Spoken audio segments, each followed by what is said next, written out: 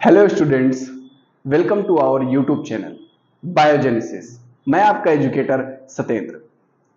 आज हम लोग आप लोगों के सामने एक नए टॉपिक के साथ आए हैं जिसका नाम है ग्लाइकोलिसिस। ये ग्लाइकोलिसिस है क्या? ग्लाइकोलिसिस में कितने स्टेप रिएक्शंस हैं? ग्लाइकोलिसिस का एम क्या है? ग्लाइकोलिसिस किस कंपार्टमेंट में ऑपरेट होती है? सारी पॉइंट्स को आज हम इस लेक्चर में डिस्कस करने वाले हैं। ठीक है, आइए स्टार्ट करते हैं। ग्लाइकोलिसिस है क्या? ठीक है, ग्लाइकोलिसिस ग्लाइकोलिसिस बच्चा दो वर्ड से मिलकर के बना हुआ है। एक का नाम है ग्लाइको, दूसरा है लिसिस। ठीक है, ग्लाइको का मतलब होता है ग्लूकोज और लिसिस का मतलब होता है ब्रेकडाउन।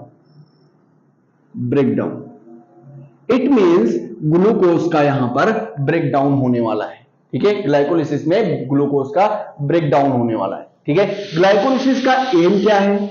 ग्लाइकोलिसिस का एम है एटीपी प्रोडक्शन। ठीक है, ग्लाइकोलिसिस किस कंपार्टमेंट में स्टार्ट होगी? तो ग्लाइकोलिसिस स्टार्ट होती है हमारे साइटोप्लाज्म में। इसमें साइटोप्लाज्म में। अच्छा, ये साइटोप्लाज्म में क्यों ऑपरेट होती है? ये और भी कंपार्टमेंट में तो चल सकती है, जैसे माइटोकॉन्ड्रिया हो गया, गोल्जी कॉम्प्लेक्स हो गया, न्यूक्लियस हो गया। ठीक है, लेकिन ये और जगह पर क्यों ऑपरेट नहीं होती? क्योंकि सारे के सारे ग्लाइकोलिसिस के एंजाइम्स साइटोप्लाज्म में ही रहते हैं। क्लियर है? चलो स्टार्ट करते हैं, ग्लाइकोलिसिस है क्या। ठीक है, ग्लाइकोलिसिस में ग्लूकोज का ब्रेकडाउन होता है और ग्लूकोज के ब्रेकडाउन को हम लोग दो फेज में पढ़ने वाले हैं। कितने फेज में पढ़ने वाले हैं? दो फेज में पढ़ने वाले हैं। पहला फेज है हमारा प्रिपरेटरी फेज। दूसरा है हमारा पे ऑफ फेज। ठीक है, आप लोग दिल थाम के बैठिएगा। ये टॉपिक मैं बहुत ही आसानी से आप लोगों को समझाने वाला हूं और आप लोग नोटबुक और पेन लेकर के बैठना। जो भी चीज पढ़ाते जाएंगे आप लोग नोट डाउन करते जाइएगा। धीरे धीरे आपको सारे पॉइंट्स क्लियर हो जाएंगे। क्लियर है? Preparatory phase initial 5 step reactions में हम लोग पढ़ते हैं। ठीक है, इनिशियल 5 स्टेप रिएक्शंस में हम लोग पढ़ते हैं प्रिपरेटरी फेज। ठीक है, और लास्ट 5 स्टेप रिएक्शंस को हम लोग पढ़ते हैं किसमें? पे ऑफ फेज। क्लियर है? लास्ट 5 स्टेप रिएक्शंस को हम लोग पढ़ते हैं पे ऑफ फेज में। चलो स्टार्ट करते हैं, प्रिपरेटरी फेज है क्या। ठीक है, तो ग्लाइकोलिसिस हमारा 10 स्टेप रिएक्शन है। कितने स्टेप रिएक्शन है? 10 स्टेप रिएक्शन है। अभी मैंने बताया कि प्रिपरेटरी फेज 5 स्टेप रिएक्शन है और पे ऑफ फेज 5 स्टेप रिएक्शन है। ठीक है, सबसे पहले ग्लूकोज मॉलिक्यूल हम लोग लेते हैं। ग्लूकोज आएगा कहां से? तो आप लोग जानते हो कि फूड इनटेक के समय ग्लूकोज मॉलिक्यूल आ जाता है। ठीक है, और ग्लूकोज को एब्जॉर्ब कर लिया जाता है हमारे इंटेस्टाइन से और ग्लूकोज पहुंच जाता है हमारे ब्लड वेसल्स में और ब्लड वेसल से ट्रांसपोर्ट होकर के हमारे पूरे बॉडी के पार्ट्स में पहुंच जाता है। ठीक है, और बॉडी पार्ट्स में मसल्स होती हैं और मसल्स में सेल्स होती हैं। ठीक है, तो कुल मिलाकर के ये सेल तक हमारा ग्लूकोज पहुंचने वाला है। ठीक है, तो ग्लूकोज हमारे सेल के अंदर पहुंच गया। ठीक है, और कौन से ट्रांसपोर्टर के थ्रू? GLUT4। ये अब की बार नीट में 2024 में नीट में पूछा गया था मैचिंग में GLUT4 ट्रांसपोर्टर के बारे में। ठीक है, तो आप लोगों को याद रखना है कि ग्लूकोज मॉलिक्यूल्स कौन से ट्रांसपोर्टर के थ्रू इंटर होगा। ठीक है, तो GLUT4 ट्रांसपोर्टर के थ्रू इंटर होने वाला है। ठीक है, ग्लूकोज मॉलिक्यूल हमारा इंटर कर गया, ये वापस भी तो जा सकता है। ग्लूकोज मॉलिक्यूल हमारा सेल के बाहर भी जा सकता है। इस वजह से सबसे पहले ग्लूकोज को फास्फोराइलेट कर लिया जाता है। अब जाओगे कैसे? ग्लूकोज मॉलिक्यूल पर हमने फॉस्फेट ग्रुप लगा दिया और आप लोग जानते हो कि फॉस्फेट ग्रुप के ऊपर नेगेटिव चार्ज होता है।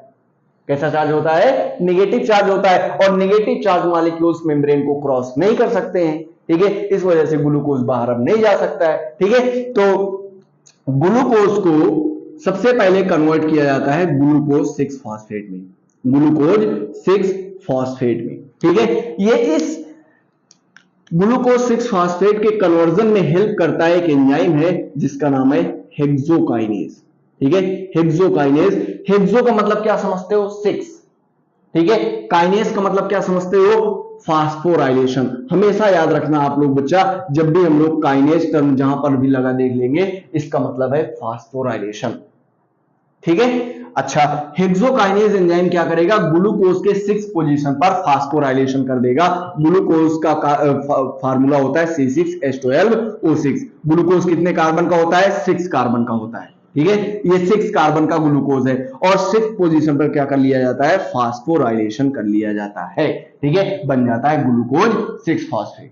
Is that clear? Any problem नहीं ना? ठीक है, अगर आपको कोई डाउट होता है आप लोग कमेंट सेक्शन में जरूर टाइप करें, हम उसको जवाब देने की कोशिश करेंगे। क्लियर है? ग्लूकोज 6 फॉस्फेट बन गया। ग्लूकोज 6 फॉस्फेट से अब हम लोग बनाएंगे अगले स्टेप रिएक्शन को, जिसका नाम है फ्रक्टोज 6 फॉस्फेट। क्या नाम है? Fructose 6 phosphate. क्लियर है? इस स्टेप रिएक्शन को कैटलाइज करता है एक एंजाइम है जिसका नाम है फास्फो हेक्सोज आइसोमरेज।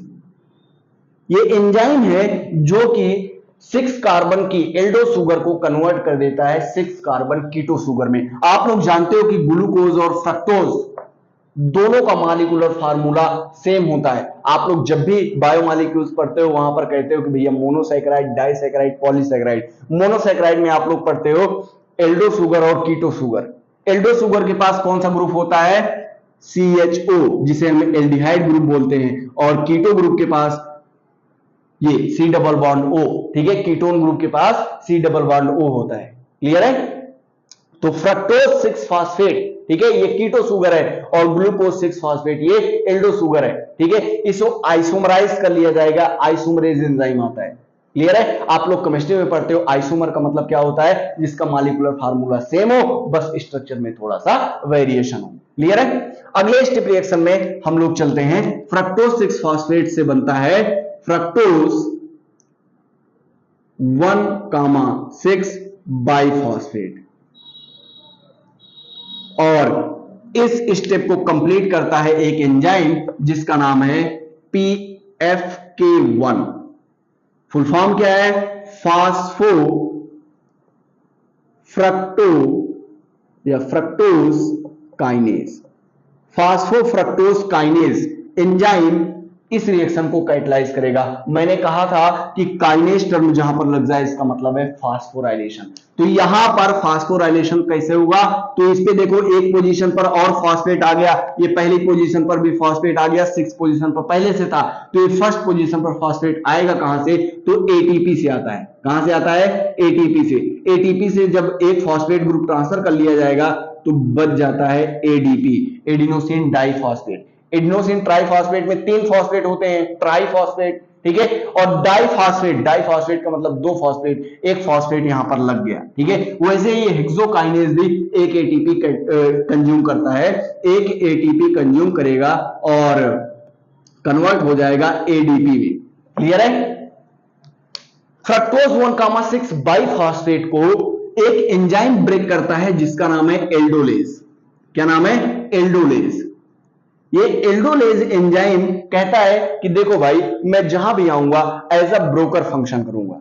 ठीक है, मैं ब्रेक करने का काम करता हूं, मेरा काम ही है ब्रेक करना। ठीक है, ऐसे हमारे समाज में भी होते हैं जो कि ब्रोकर की तरह फंक्शन करते हैं, दो फ्रेंडों को आपस में लड़ा करके ब्रेक कर देते हैं, अलग अलग कर देते हैं। ठीक है, तो एक एल्डोलेज एंजाइम कहता है कि मैं जब भी आऊंगा मैं चीजों को तोड़ दूंगा। ठीक है, तो देखो फ्रक्टोज 1,6 बाइफॉस्फेट 6 कार्बन की शुगर है, अगर हम इसको आधा आधा से तोड़ देते हैं, हाफ हाफ तोड़ देते हैं, तो 3 कार्बन ऊपर रह जाएगा, 3 कार्बन नीचे रह जाएगा। जैसे ये 6 कार्बन की शुगर है, देखो अच्छा 6 कार्बन की शुगर है, इस 6 कार्बन शुगर को अगर हम 20 से तोड़ेंगे तो 6 का आधा कितना होता है, 3। ठीक है, 2-3 कार्बन में टूट जाएंगे। ठीक है, 2 मॉलिक्यूल्स 3 कार्बन के प्रोड्यूस हुए। क्लियर है? तो कौन कौन से मॉलिक्यूल्स प्रोड्यूस होते हैं, तो एक होता है ग्लिसरॉल्डिहाइड 3-फॉस्फेट और दूसरा होता है डाइहाइड्रोक्सी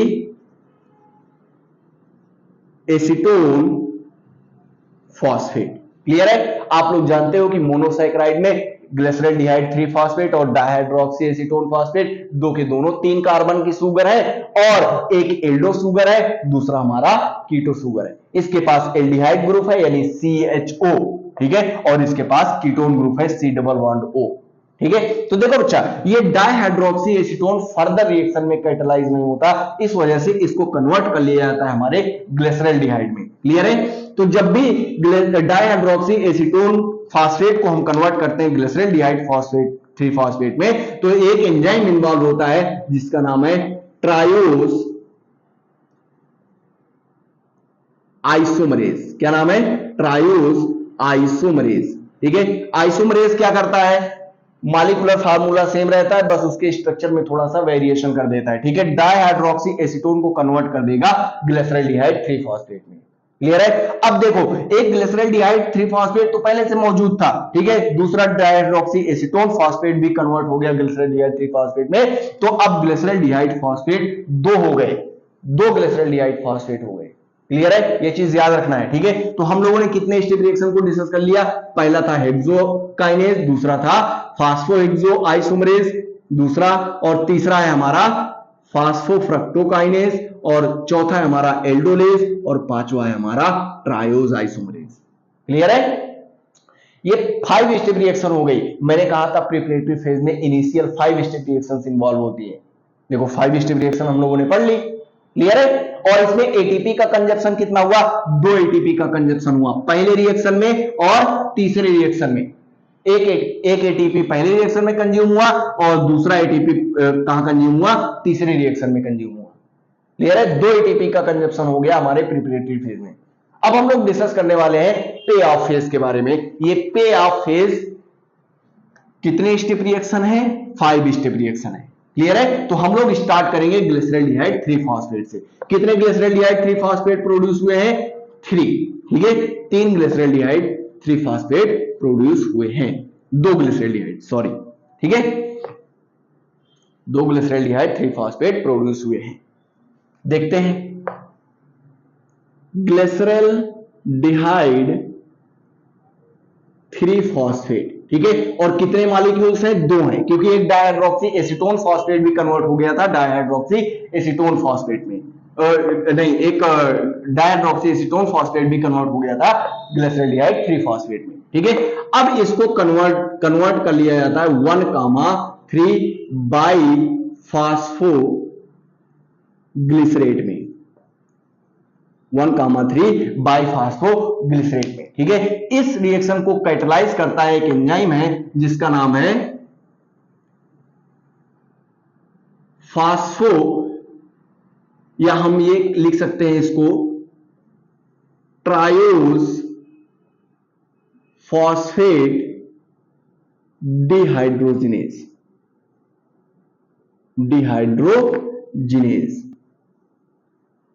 ठीक है। ये ट्रायोस फॉस्फेट डिहाइड्रोजिनेज, आप लोग डिहाइड्रेशन रिएक्शन पढ़ते हो, यानी डिहाइड्रोजिनेशन जिसमें हाइड्रोजन का रिमूवल होता है, ठीक है। तो यहां पर एक Na+, ठीक है, Na+ इलेक्ट्रॉन को एक्सेप्ट करेगा और कन्वर्ट हो जाएगा NaDH में, ठीक है। एक हाइड्रोजन में आप लोग जानते हो कि एक इलेक्ट्रॉन एक प्रोटॉन होता है, ठीक है। तो जब हाइड्रोजन रिलीज होगा डिहाइड्रोजिनेशन रिएक्शन में, ठीक है, तो एक हाइड्रोजन रिलीज होगा, एक हाइड्रोजन में एक इलेक्ट्रॉन एक प्रोटॉन होते हैं, तो इसके पास प्रोटॉन ऑलरेडी मौजूद है, ठीक है, एक इलेक्ट्रॉन को एक्सेप्ट करेगा, कन्वर्ट हो जाएगा NaDH में। क्लियर है? अब 1,3 बाइफॉस्फोग्लिसरेट प्रोड्यूस हुआ है। अब ये 1,3 बाइफॉस्फोग्लिसरेट कन्वर्ट होगा 3 फास्फोग्लिसरेट में, और इस रिएक्शन को कैटलाइज करने वाला एक एंजाइम है जिसका नाम है फास्फोग्लिसरेट काइनेज, फास्फोग्लिसरेट काइनेज, ठीक है। काइनेज टर्म जहां भी लगता है वहां पर फास्फोराइलेशन होता है। इट मींस यहां पर अब एक फॉस्फेट देखो 1,3 बाइफॉस्फेट, ठीक है, तो दो पोजीशन पर फॉस्फेट लगा हुआ है, पहले पोजीशन पर और तीसरे पोजीशन पर, लेकिन देखो यहां पर पहले पोजीशन का फॉस्फेट हट गया है, तीसरे पोजीशन का फॉस्फेट ही बचा हुआ है। ठीक है, तो देखो 3 कार्बन है, 3 कार्बन में पहले पोजीशन का फॉस्फेट क्या हो गया है, रिमूव हो गया है, और तीसरे पोजीशन का जो फॉस्फेट है ये बचा हुआ है। ठीक है, तो तीसरे पोजीशन का जो फॉस्फेट बचा हुआ है उसी को हम लोग बोल देते हैं 3-फॉस्फोग्लिसरेट। क्लियर है? अब 3-फॉस्फोग्लिसरेट से बनता है हमारा 2-फॉस्फोग्लिसरेट। क्या बनता है बच्चा? 2-फॉस्फोग्लिसरेट। 2-फॉस्फोग्लिसरेट प्रोड्यूस हो गया। इस एंजाइमेटिक रिएक्शन को एंजाइम एक कैटलाइज करता है जिसका नाम है फॉस्फोग्लिसरेट म्यूटेस। देखो म्यूटेशन का मतलब क्या होता है? चेंज। ठीक है, इट मींस देखो ये 3 नंबर पर जो फॉस्फेट है ना, इसको यहां से रिमूव करेंगे 3rd नंबर से और 2nd पोजीशन पर लगा देंगे, बस इसमें यही हुआ है। देखो 3-फॉस्फोग्लिसरेट से हमने कन्वर्ट कर लिया 2-फॉस्फोग्लिसरेट में। क्लियर है? अब ये 2-फॉस्फोग्लिसरेट से फर्दर आगे बढ़ेगा तो ये बनता है फास्फोइनॉल पायरुवेट। फास्फोइनॉल पायरुवेट। ठीक है, इस रिएक्शन को कैटलाइज करता है एक एंजाइम जिसका नाम है इनोलेज। इनोलेज कहता है कि मैं जब भी आऊंगा मैं पानी पानी छुड़ा दूंगा, पसीना पसीना छुड़ा दूंगा। ठीक है, इट मींस मैं समझाने का तरीका बता रहा हूं। ठीक है, समझने का तरीका। ठीक है, इनोलेज एंजाइम जब भी आता है तो यहां से वाटर मॉलिक्यूल को रिलीज कर देता है। क्या कर देता है? वाटर मॉलिक्यूल को रिलीज कर देता है। ठीक है, अगला स्टेप कौन सा है? ठीक है, अगला फास्फोइनॉल पायरुवेट से बन जाता है अब पायरुवेट। क्या बन जाता है? पायरुवेट। पायरुवेट बनने से एक एंजाइम्स कन्वर्ट करता है फास्फोइनॉल पायरुवेट से पायरुवेट में जिसका नाम है पायरुवेट काइनेज। कौन सा एंजाइम है? Pyruvate kinase. पायरुवेट काइनेज जब भी इन्वॉल्व होगा तो एक काइनेज टर्म का मतलब होता है फास्फोराइलेशन। एक एडीपी पर एक फॉस्फेट ग्रुप ट्रांसफर कर दिया जाता है और बन जाता है एटीपी। तो देखो इसमें 2 जगह एटीपी का प्रोडक्शन हुआ है। एक जगह पर ये 1,3 बाईफॉस्फोग्लिसरेट से जब कन्वर्ट हो रहा था 3-फॉस्फोग्लिसरेट में, यहां पर भी एक एटीपी का प्रोडक्शन हुआ है। ठीक है, एडीपी पर एक फॉस्फेट ग्रुप ट्रांसफर कर दिया गया और बन गया एटीपी। क्लियर है? तो इस रिएक्शन में हम लोगों ने देखा कि 2 जगह पर एटीपी का फॉर्मेशन हुआ है और मॉलिक्यूल्स कितने कितने थे? 2-2 मॉलिक्यूल्स थे। 2-2 मॉलिक्यूल्स थे। इसका मतलब यह है कि यहां पर 2 एटीपी का फॉर्मेशन होगा, यहां पर 2 एटीपी का फॉर्मेशन होगा, टोटल 4 एटीपी का फॉर्मेशन हुआ। ये थी हमारी 6th नंबर की रिएक्शन, ये थी 7th नंबर की रिएक्शन, ये थी 8th, ये थी 9th और ये थी 10th। ठीक है, टोटल 10 स्टेप रिएक्शंस हैं। 10 स्टेप रिएक्शंस में ये था हमारा पे ऑफ फेज और इसके पहले डिस्कस किया था प्रिपरेटरी फेज को। क्लियर है?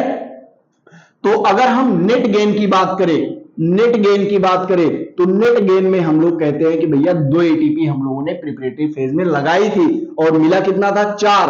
तो टोटल नेट गेन हमारा 2 एटीपी का होता है। कितने एटीपी का? 2 एटीपी का।